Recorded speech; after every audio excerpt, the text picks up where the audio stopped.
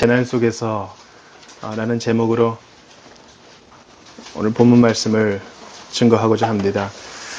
재난 속에서 라는 제목이 좀 적합하지 않을 수도 있어요. 왜냐하면 욥은 분명히 이제 재난으로 시작했지만 소망으로 끝나고 있기 때문에 오늘 본문의 제목을 꼭 재난 속에서라고 하지 않아도 괜찮겠습니다. 오늘 부활주일입니다. 주보의 광고란을 잘 보시면 알겠지만 우리는 부활절에 달걀을 사용하지 않습니다. 달걀을 사용하지 않는 것은 불과 몇백 년도 되지 않은 전통이면서도 성경에 근거하고 있지 않으며 부활과 달걀은 아무 상관이 없기 때문입니다. 오늘은 부활주일입니다. 우리는 부활절에 특별한 절기헌금을 권하지 않습니다. 성도의 모든 헌상은 감사하는 마음으로 자발적으로 드리는 것입니다. 따라서 절기헌금을 하는 것과 안 하는 것은 개인의 자유요, 교회가 권할 수 없는 것이라 하겠습니다. 오늘은 부활주일입니다. 종교 개혁가들과 청교도들은 특별히 부활주일에 뭔가 특별한 이벤트를 하기보다는 예수님의 부활이 무엇인가에 대해서 좀 생각해보는 시간을 가졌습니다. 오늘도 우리가 좀 그렇게 해보기를 원해요. 여러분 다 아시다시피 욥은 지금 큰 고난 가운데 있습니다. 더 큰 고난은 뭐냐면요, 지금 자기가 뭐 때문에 이런 일을 당하는지를 모르고 있어서 그래요. 이유를 모르고 당하는 고난, 그것만큼 억울한 것이 있겠습니까? 좀 이유라도 알면 좀 속이 시원할 텐데 이유를 모르니 여러분 욥기가 1장부터 42장까지 있어요. 근데 대표적인 내용은 뭐예요? 욥이 고난을 받았다. 하나님이 사탄에게 허용해 주었다. 제일 마지막에는 하나님께서 욥의 억울함을 풀어주셨다고. 그 나머지 40장 가까이는 욥과 친구들의 대화예요. 이게 성경이라고요. 구약 성경이 성경의 몇 분의 몇을 차지할까요? 전체 성경의 4분의 3이나 차지해요. 마찬가지로 욥기 안에서도 욥과 친구들의 대화, 우리가 본문 안에서 보는 것처럼 이런 욥과 친구들의 대화가 4분의 3이 뭐예요? 한 5분의 4 이상 차지할 거예요. 그런데 하나님께서는 이것이 주님의 말씀이다라고 우리에게 알려주셔요. 그리고 거기서 욥의 친구들이 욥에게 하는 말은 적용은 안 돼요. 욥의 새 친구들이 하는 말은 네가 죄가 있었으니 지금 그런 꼴을 당하는 거지. 애들은 다 죽고 재산은 다 불에 탔고 도적들이 다 죽여버렸구나. 노예들도 다 없어지고 가축들은 다 없어졌네. 보니까 너 경건한 척하지만 분명히 죄가 있었던 것 같아. 너 회개해. 기도 좀 해. 기도원 가서 금식 좀 해. 욥의 친구들이 그런 얘기를 합니다. 비록 그 친구들이 하는 말의 한 단어, 한 문장은 맞을지 몰라도 욥에게는 해당이 안 돼요. 욥도 모르고 친구도 몰라요. 천상에서 하나님께서 사단에게 허용해 준 것은 몰라요. 그러는 와중에 친구들과 욥이 대화를 하는 대목입니다. 우리는 여기에서 욥이 기와 조각으로 이 피부병 난 몸을 퍽퍽퍽퍽 긁으면서 뭐 피가 나고 고름이 흘러나오겠지. 그런 가운데서 아내는 그러지 말고 당신이 믿는 신앙 그거 헛것 같아. 그냥 하나님 저주하고 죽어버려. 마지막 하나 남은 사랑하는 아내조차도 그렇게 말하는 상황 가운데서 처음에는 위로해 주는 척 하다가 나중에는 손가락질하는 친구들 가운데서 욥이 어떻게 버텨내는가. 우리가 오늘 그걸 좀 주목하면서 예수님의 부활에 대해 생각하게 보려고 한 거예요. 첫 번째, 우리는 모두가 죽는다. 이 죽음에 대해서, 이 죽음의 현실성에 대해서 꼭 생각을 해봐야 되겠습니다. 오늘 본문 욥기 19장 25절을 한번 보십시오. 내가 알기에는 나의 대속자가 살아계시니 마침내 그가 땅 위에 서실 것이라. 나의 대속자가 서실 것이니. 그리고 26절을 보세요. 내 가죽이 벗김을 당한 뒤에도 내가 육체 밖에서 하나님을 보리라. 내 가죽이 벗김을 당한 뒤에도 라는 말은요, 우리가 죽음을 반드시 경험한다. 이것은 무슨 고문을 한다거나 고통을 주는 가죽 벗김을 말하는 게 아니에요. 우리가 흑옷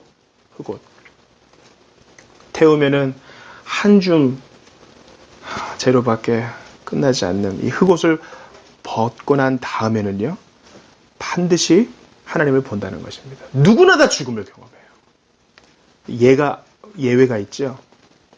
성경에 보니까 예외가 있어요. 죽음을 보지 않았던 사람이 몇 명 있었어요. 누굽니까? 첫 번째는 에녹이 있었고, 두 번째는 엘리야가 있었죠. 그러니까 주님께서 첫사람 아담과 하와가 범죄한 이후에 너희들 죄를 짓지 않았으면 영원히 살았을 텐데 이제 할 수 있는데도 안 했고 안 할 수 있는데도 했으니 너희는 분명히 심판을 받을 것이다. 그 심판 중에 하나가 바로 이 육체가 쓰러져서 영생은 내세에서 보장받게 된다는 것이죠. 주님께서는 모든 사람이 이제 흑옷을 벗게 된다. 즉 죽음을 직면해야 된다는 것을 말씀하십니다. 그러나 예외가 있어요. 에녹과 엘리야가 있다고요. 그러니까 우리가 여기서 한낱 아주 작은 빛을 볼 수 있는 거예요. 아, 다 그런 건 아니구나.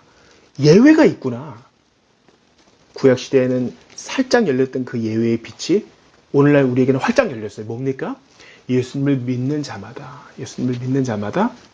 내세 영생을 얻게 된다는 것이죠. 우리가 이제 소유림답을 공부해 보면 알겠지만은요, 이 노화, 늙어서 죽게 된다는 것은 참으로 미스테리입니다. 왜냐하면 뼈가 한번 부러져 보셨습니까? 뼈가 부러지면요, 병원에서는 부러진 거 이렇게 맞춰주고 뭘 해줍니까? 깁스를 해줘요. 의사가 뼈를 붙게 해주지 못한다고요. 뼈가 붙는 것은 지 스스로 붙는 거예요. 놀라운 재생 능력. 저도 일을 잘 못하는 중에 이삿짐 좀 나르고 정리하다가 좀 베이고 이랬는데요. 등 갈다가 막 베이고 이래도 피 나고 상처 나면 어떻게 합니까? 연고 바르고 밴드 두르면 그 다음 날이면 나아 있어요. 밴드가 고쳐주는 것이 아니요. 그 밴드를 감아줬던 사람이 고쳐주는 것도 아닙니다. 하나님께서 우리의 몸에 그러한 재생 능력을 주셨어요. 그런데 이러한 놀라운 재생 능력을 가진 몸이 늙는다. 이것은 과학자들도 명쾌하게 설명해내지 못하는 부분이요. 권위 있는 자들도 서로 말과 설명이 다른 것을 알 수 있습니다. 그러니까 우리가 죽는 것은 미스테리예요. 그러나 성경을 믿고 신앙을 고백하는 우리는 분명히 알 수 있습니다. 첫사람 아담과 하와가 에덴에서 주께서 하지 말라고 하신 일을 하였으므로 할 수 있었는데 하지 않을 능력이 있었는데 했으므로 그 반역 까닭에 우리의 몸은 노화하여 각자의 full age, 꽉 찬 날을 산 다음에는 주님 앞에 다 서게 된다는 것입니다. 죽음을 경험한다. 한 번 죽는 것은 사람에게 정한 것이라고 하셨어요. 그 누구도 죽음을 비껴갈 수는 없는 것입니다. 죄의 삭은 사망이죠. 놀라운 재생력을 가진 사람의 몸이 죽는다는 것은 바로 죄 때문이로구나. 우리가 이러한 결론에 이르러야 됩니다. 예수님의 죽음도 미스터리입니다. 안셀름이라는 사람은요, 중세시대 때 12세기쯤 됐을 거예요. 어떻게 하나님이 사람이 되셨나? 이런 놀라운 질문을 던졌어요. 하나님이 사람이 된다? 이건 사실 말이 안 되는 거거든요. 우리가 개미가 되는 것이 말이 안 되는 것처럼 하나님이 사람이 된다? 이것도 말이 안 되는 거예요. 마찬가지로 우리는 이렇게 질문을 던질 수 있습니다. 어떻게 하나님이 죽을 수 있나? 여러분, 예수님이 죽으셨다. 이것은 대단한 일이에요. 하나님이신데 그분이 죽으면 그분은 아마 하나님이 아닐 거예요. 그런데 어떻게 그게 가능했습니까? 마리아를 통해 인간의 몸을 취하셨기 때문에, 사람이 되신 건 아니에요. 인간의 몸을 취하셨기 때문에 그분은 육체의 죽음을 경험하신 거예요. 이 미스터리. 예수님의 죽음 신비입니다. 어떻게 죽을 수 있나? 사람의 죄를 대속하기 위해서. 내가 죽어야 하는 그 미스터리의 죽음을 그분이 직접 당하신 것입니다. 하나님이 죽으셨다. 말도 안 되는 역설이죠. 모순은 아닙니다. 주님은 이 신비를 통하여, 이 죽음을 통하여 우리를 살리신 것입니다. 내가 죽고 너를 살릴 수 있다면. 욥의 고난도 미스터리죠. 도대체 왜 이러는지 말씀만 좀 해주세요. 이렇게 하나님께 항변하는 사이에 욥은 조금씩 자기의 죄를 쌓아갑니다. 욥은 사실은 양심과 손과 발로 잘못한 건 없어요. 그런데 하나님 앞에 나는 무죄해, 나는 잘못한 건 없어 하다가 자기의 근본 본성, 그도 사람이기 때문에 아담의 후손이잖아요. 나면서부터 죄인인 것까지 부인하게 되는 그 접견까지 간 거예요. 그것 때문에 욥이 회개하게 되는 겁니다. 욥의 고난도 미스터리이고 우리의 고난도 미스터리죠. 도대체 왜 이런 일이 우리에게 있는가? 우리는 알지 못합니다. 날 때부터 앞을 보지 못하는 사람이 있어요. 제 아들이 물어봅니다. 주님, 이 사람 앞을 못 보는 게 참 미스터리네요. 이 사람이 죄를 졌나요? 부모가 죄를 졌나요? 사람들이 이 미스터리를 캐려고 할 때 주님께서 말씀하세요. 그 사람의 죄도 아니고 그 사람 부모의 죄도 아니야. 그러나 목적은 분명하지. 이것을 통해 하나님의 일을 나타내려 함이야. 욥기 42장에 가면 하나님이 드디어 욥에게 나타나십니다. 그리고 친구들에게 너네들 회개해. 욥한테 사과해 하십니다. 그리고 욥의 소유를 2배로 다 복원시켜 주세요. 그리고 나서 욥에게 내가 왜 그랬냐면 이렇게 하고 말씀해 주지 않았어요. 해명을 안 하세요. 왜 그럴까? 신비는 하나님의 영역입니다. 죽음처럼요. 우리는 알지 못하는 것을 알려고 하나님의 높이까지 올라가려는 바벨탑 쌓으려는 노력을 다 내려놓고 죄로 인해 죽음이 왔구나. 여기에서 멈춰야 합니다. 죄로 인해 예수님이 죽으셨구나. 여기에서 멈춰야 됩니다. 욥의 고난 알지 못하지만 하나님의 뜻이 있구나. 날 때부터 소경된 사람 왜 그런지 모르지만 하나님이 이것을 통해 하나님의 일을 이루려 하시는구나. 우리가 이제 요리문답 배우면서 하나님의 작정에 대해 배울 텐데 여러분 세월호 참사 그것뿐만 아니라 수많은 참사가 있죠. 저희 가족 중에도 20년 전 페리오 사건으로 가족을 잃은 친척이 있습니다. 보름 만에 찾았죠. 아이를 아는 채로요. 이 일 하나님 왜 있습니까? 이 신비와 미스터리에 대해서 하나님 앞에 너무 많이 말을 하면 안 돼요. 여러분 욥의 친구들이 왜 잘못을 범해요? 처음에는 욥이랑 이렇게 떨어져가지고 같이 죄를 뒤집어 쓰고 좀 울어줬다고요. 근데 말이 많아지면서 죄를 짓게 되는 거예요. 하나님의 신비와 미스터리에 대해서 살아계시면 어떻게 그럴 수 있습니까? 처음에는 경건한 마음으로 시작했다가 나중에는 하나님께 따지게 되죠. 그러나 하나님께서는 바울의 입을 통해 말합니다.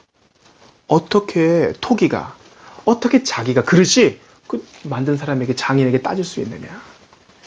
우리는 알지 못하는 것에 대해서 입을 닫아야 됩니다. 실제로 알지 못하니까요. 그러나 하나님의 속성과 그분의 방법은 선하시다. 여기에서 멈춰야 됩니다. 모두가 죽습니다. 그러나 욥은 어떤 소망을 가지고 있어요? 오늘 본문에 26절을 보세요. 내 가죽이 벗김을 당한 뒤에도 내가 육체 밖에서 몸은 쓰러지고 흑옷은 병이 들고 늙어서 이제 그것을 벗게 되지만 마침내 내가 육체 밖에서 하나님을 보리라. 이제 두 번째 대지입니다. 모두가 하나님 앞에 선다는 것입니다. 우리가 이해하지 못하는 것 투성이인 이 세상에 살지만 우리는 이 육신을 벗고 난 후에 반드시 하나님을 보게 됩니다. 여러분 모든 사람은 다 영원을 살아요. 모든 사람은 다 영생을 살아요. 그게 어디에서의 영생이냐가 중요해요. 지옥에서의 영원한 삶이냐 천국에서의 영원한 삶이냐 그 두 가지 중에 하나밖에 없어요. 목사님 어떻게 그렇게 못 배운 티를 내십니까? 어떻게 흑백 논리로 그렇게 다 생각할 수 있어요? 중간은 없어요? 여러분 아들 아니면 딸이요. 어둠 아니면 빛이요. 남자 아니면 여자입니다. 그 중간은 없어요. 사람의 운명도 마찬가지요. 영원한 삶도 마찬가지입니다. 지옥에서 영혼을 보낼 것이냐 천국에서 영혼을 보낼 것이냐. 욥은 비록 알지 못하는 고난 가운데 있지만 분명히 하나님 앞에 서서 해명을 받고 위로를 받을 것을 알고 있었어요. 오늘 본문에 25절을 보세요. 내가 알기에는 나의 대속자가 살아계시니 마침내 그가 땅 위에 서실 것이라. 그 말이 뭡니까? 내가 주님을 보게 될 때 주님께서 서서 나를 영접해 주실 것이다. 내가 육체 밖에서 살 그 땅이 있을 것이다. 욥이 지금 그렇게 말하는 거예요. 여러분 27절 같이 읽어볼게요. 27절 시작. 내가 그를 보리니 내 눈으로 그를 보기를 낯선 사람처럼 하지 않을 것이라. 내 마음이 지금은 좀 불안하고 초조해요. 왜냐면 어려우니까. 뭐 먹지 못하고 머리는 벗겨지고 고름과 피는 줄줄 나고 사람들은 나보고 비난하고 초조해요. 그러나 소망은요. 그곳에 가서 주님을 보고 그분이 나를 낯설어 하지 않을 것을 믿고 있어요. 나 이거 내 믿음 됐으면 좋겠어요. 하나님이 나를 모른다 하지 않고 죄인오라 하실 때에 날 부르소서. 나 패스하지 마세요. 여러분, 천국 가면은요, 예수님이 우리를 알아볼까요? 우리가 그런 상상을 좀 자주 했으면 좋겠어요. 천국에 가면은 내가 사랑했던 사람들, 교우들, 친척들 만날 수 있겠지. 그런데 우리의 구속자 예수님, 우리가 볼 수 있어. 우리가 보는 예수님은요, 배우예요, 배우. 모델이죠. 뭐 이탈리아 남성이든 프랑스 남성이든 유럽 사람일 경우가 많아요. 그분이 어떻게 생겼는지 아무도 몰라요. 근데 우리가 그분을 낯설어하지 않는다. 욥이 말한 것처럼 우리도 분명히 그분을 알 거예요. 하나님의 어린 양, 그분이 우리를 친밀하게 대해 주실 것이라고요. 모두가 하나님 앞에 섭니다. 몸을 입고 살 때에도 하나님과 살지만 육신을 벗고 난 이후에는 죄의 소욕 없이, 죄 짓고 싶은 마음 없이 그분을 만나게 되는 것이에요. 그러나 반대로 믿을 수 있었는데 예수님을 고의로 거절한 사람은요, 하나님 앞에 서서 심판을 받게 될 것이에요. 여러분, 거제 나사로의 비유 아시죠? 부자는 지옥불에 떨어집니다. 나사로는 아브라함께 저 위에 있어요. 나사로가 부탁하죠. 저기 나사로한테 좀 시켜가지고 죽어서도 나사로를 부르려고 그래요. 물을 좀 이렇게 좀 찍어달라고. 그렇게 할 수 없다. 너와 나 사이에 큰 구렁이 있어서 이쪽에서 저쪽으로, 저쪽에서 이쪽으로 갈 수가 없다. 아브라함이 말하죠. 누구나 다 하나님 앞에 서야 한다. 그러나 예수님을 믿고 고백한 자는 천국에서, 그분을 거부한 자는 지옥에서. 모두가 하나님 앞에 서야 되는데 복음을 듣고 영접했느냐가 아주 중요한 것이라는 것이죠. 예수님 옆에서, 죽어가는 예수님 옆에서 그분을 믿고 옹호한 악인은 내가 오늘 나와 함께 낙원에 있으리라 주님께서 선언해 주셔요. 믿으면 낙원인 것이에요. 믿지 않으면, 고집을 부리면 지옥이라는 것이죠. 이런 면에서 이 믿음, 사람들에게 믿음을 일으키는 일을 하는 목사로서 저는 한 주간 제 자신을 아주 수술대에 올리듯이 생각해 보게 되었습니다. 정확한 진실은 모르겠지만 분명히 세월호 선장이 먼저 탈출한 것만은 분명한 것 같습니다. 나 같으면 어떻게 했을까? 그런 생각을 많이 해요. 여러분, 예수님을 믿으면 삽니다. 빨리 구명조끼를 입고 뛰어내리세요. 선장과 목사의 역할이 비슷하지 않나, 이런 생각이 들어요. 그들이 조끼를 입고 뛰어내렸으면 살 것이요. 끝까지 고집을 부렸으면 죽음을 당할 것입니다. 그런데 몸도 약하고 심령도 견고하지 못하고 사랑도 없는 내 자신을 보면서, 야, 저 세월호 선장과, 저 고개를 숙이고 조사를 받는 세월호 선장과 내가 별반 다를 바가 없겠구나, 이런 생각이 듭니다. 그런 얼굴을 들지 못하고 옷으로 얼굴을 다 감춘 채로 기자들의 의견에 답을 하고 있더군요. 하나님께서 마지막 날에 저에게 물어보실 것 같아요. 모두가 하나님 앞에 서는데 믿으면 낙원이요, 믿지 않으면 지옥인데 김 목사, 너 그 선장 역할을 잘 했느냐? 그렇게 물어보실 때, 야, 내가 제대로 대답할 수 있겠는가, 그런 생각이 드는 것입니다. 주님, 제가 자격이 있겠습니까? 이렇게 물어보게 된 것이죠. 모두가 하나님 앞에 서야 할 때 이 진리를 전하는 것은 우리의 사명이에요. 우리 모두의 책임이라고 저는 생각합니다. 우리 한번 성경을 같이 찾아봤으면 좋겠는데요. 지금 욥기 19장을 그대로 접어놓으시고 오시고 누가복음 13장 1절에서 5절을 합독하겠습니다. 누가복음 13장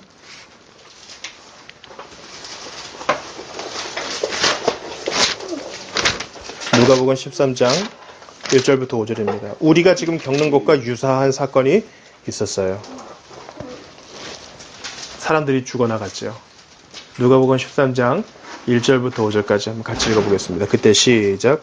그때 마침 두어 사람이 와서 빌라도가 어떤 갈릴리의 사람들의 피를 그들의 재물에 섞은 일로 예수께 아뢰니 대답하여 이르시되 너희는 이 갈릴리 사람들이 이같이 해 받음으로 다른 모든 갈릴리 사람보다 죄가 더 있는 줄 아느냐. 너희에게 이르노니 아니라. 너희도 만일 회개하지 아니하면 다 이와 같이 망하리라. 또 실로암에서 망대가 무너져 치어 죽은 18사람이 예루살렘에 거한 다른 모든 사람보다 죄가 더 있는 줄 아느냐. 너희에게 이르노니 아니라. 너희도 만일 회개하지 아니하면 다 이와 같이 망하리라. 그렇습니다. 해를 받은 갈릴리 사람들, 실로암 망대에 치여 죽은 사람들, 왜 그렇게 됐는지 예수님이 말씀하지 않으세요. 예수님의 결론은 하나입니다. 회개해라. 너 그것을 가지고 교훈을 삼아라. 너의 영혼이 중요하다. 마찬가지로 나는 몰라라 탈출하는 선장처럼 살지 아니하고 회개하십시오. 믿으면 낙원이요. 믿지 않으면 지옥입니다. 우리는 다 하나님 앞에 서야 합니다. 믿으면 하나님이 우리를 친밀하게 대하실 것이요. 믿지 않으면 하나님께서 나는 너를 모른다 할 것입니다. 이러한 역할을 잘 감당하는 저와 또 우리 모두가 되기를 바라는 것입니다. 이것 때문에 예수님께서 처참하게 맞으시고 극심한 고문 가운데 또 고통 가운데 십자가에 달려 죽으신 것입니다. 그리고 참 쉬워 보이는 이 믿음이 천국으로 가는 길이다. 이것을 열어주시려고 부활하신 거예요. 저는 첫 번째 대지로 모든 사람이 죽음을 직면하며 두 번째 대지로 모두가 하나님 앞에 서야 한다. 이 말씀을 드렸습니다. 이제 마지막 대지를 말씀드리겠습니다. 바로 하나님은 살아 계시다라는 사실입니다. 여러분 오늘 본문의 29절을 보세요. 너희는 칼을 두려워할지니라 분노는 칼의 형벌을 부르나니 너희가 심판장이 있는 줄을 알게 되리라. 나를 비난하는 친구들이요. 지금은 하나님이 묵묵부답하시지만은 심판하시는 그분이 계시다. 이렇게 말합니다. 그리고 나서 그 심판자가, 여러분 심판이란 말은요. 꼭 잘못한 것을 벌 주는 것만이 아니에요. 심판은 잘한 사람에게 상을 주고 못한 사람에게는 벌을 주는 것이 심판입니다. 그런데 욥에게 이런 희망을 주는 심판자가 살아계시다. 이것이 그를 지금 붙들어주고 있는 것이에요. 25절 다시 한번 읽습니다. 시작. 내가 알기에는 나의 대속자가 살아계시니 마침내 그가 땅 위에 서실 것이다. 나의 대속자가 살아계시니 우리의 대속자는 누굽니까? 예수 그리스도. 우리의 대속자는 누구입니까? 하나님 아버지께서 보내신 예수 그리스도. 우리의 대속자는 누구입니까? 지금도 우리에게 성령을 보내주셔서 우리를 위해 기도하시는 예수 그리스도. 제2의 대속자, 저 사람의 대속자, 우리 아버지 엄마의 대속자, 내 친구의 대속자, 나의 형제의 대속자가 아니라 나의 대속자. 이게 중요한 거예요. 대속자가 분명히 있어요. 대속은 대신 속해준다는 말이에요. 대신 죽어주었고 대신 죄의 형벌, 우리가 죽어야 될 그 죽음을 당해준 대속자.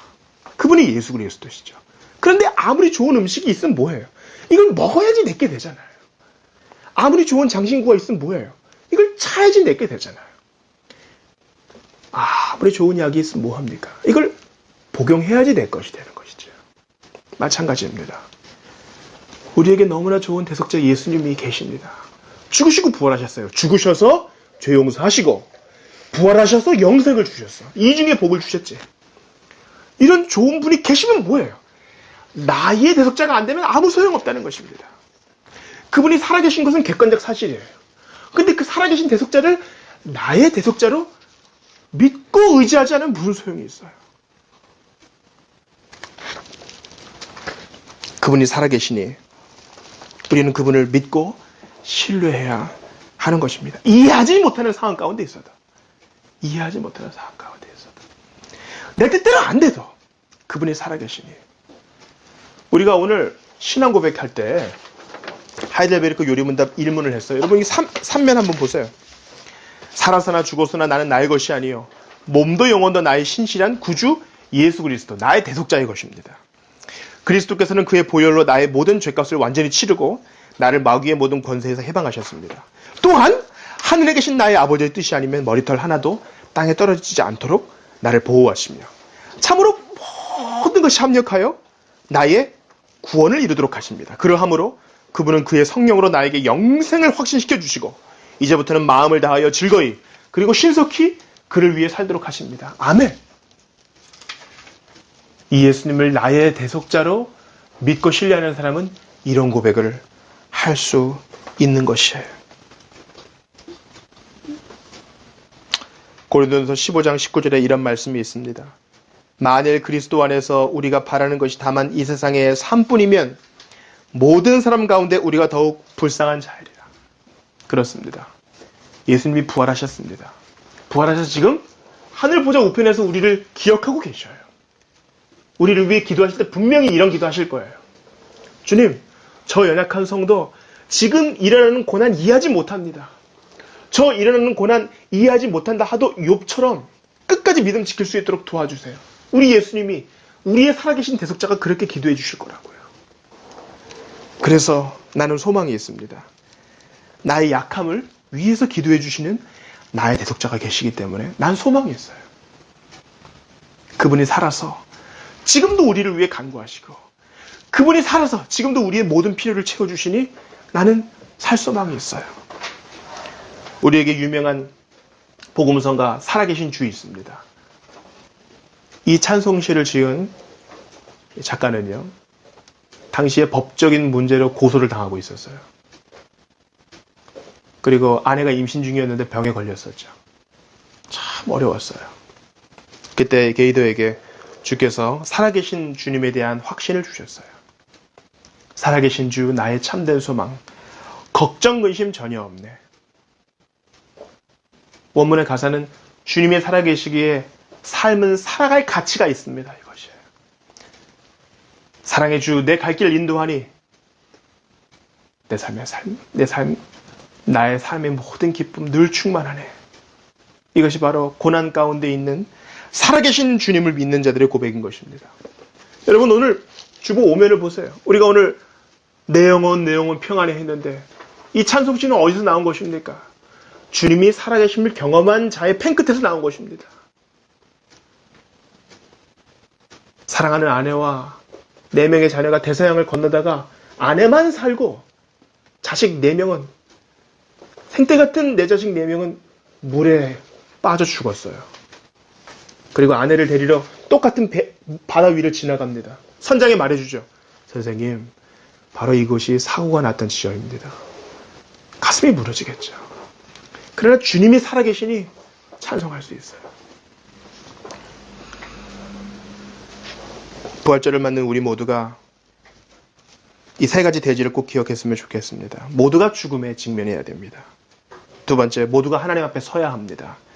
3번째, 그분은 살아계십니다.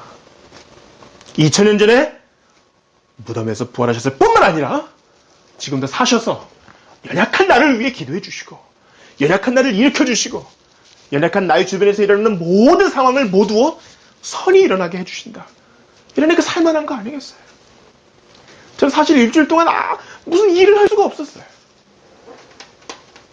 삶이 허망해서. 그런데 주님이 말씀하십니다. 이제 일어나야 되지 않겠느냐. 주님이 살아계시니 살만한 가치가 있습니다. 주님이 오라 하실 때까지 살아계신 주님 믿고 우리의 갈 길을 부지런히 열심히 달려가는 우리 모두 되길 바랍니다. 기도하겠습니다. 하나님, 감사합니다. 자격도 없고 사랑도 없고 뭔가 특출하거나 눈여겨볼 만한 것도 없는 연약한 나와 저희들을 사랑하셔서 아들 보내주시고 그 아들 죽기까지 침묵하셨다가 또 그 고난을 허용하셨다가 부활케 하신 주님, 욥의 고난을 기억하며 저희도 살아계신 주님을 다시 한번 믿고 신뢰할 수 있기를 원합니다. 눈물 흘리는 자 많고 그 이유도 다 모르지만 내 주님 살아계시기에 나를 참사에서 건져주시고 나를 오늘도 여기서 살게 하시기에 맡겨주신 일들을 잘 감당하기 원합니다. 먹고 자고 숨쉬고 사랑하는 모든 일들이 당연한 것으로 여기지 아니하고 다 주님의 작정과 손길이 있음을 인정하며 오늘도 기쁨 중에 살아가고 믿음으로 살아갈 수 있도록 은혜를 주옵소서. 예수님 죽으시고 살아나셨으니 살 소망이 있네. 살 가치가 있네. 인내할 가치가 있네. 합력하여 손을 이기시니 소망할 가치가 있네. 찬송하면서 앞으로 나아가는 우리 모두가 다 되게 도와주시옵소서. 자비교회가 이러한 부활 소망으로 날로 새롭게 되어질 수 있도록 은혜를 더하여 주시리라 믿고 예수님 이름으로 기도하옵나이다. 아멘.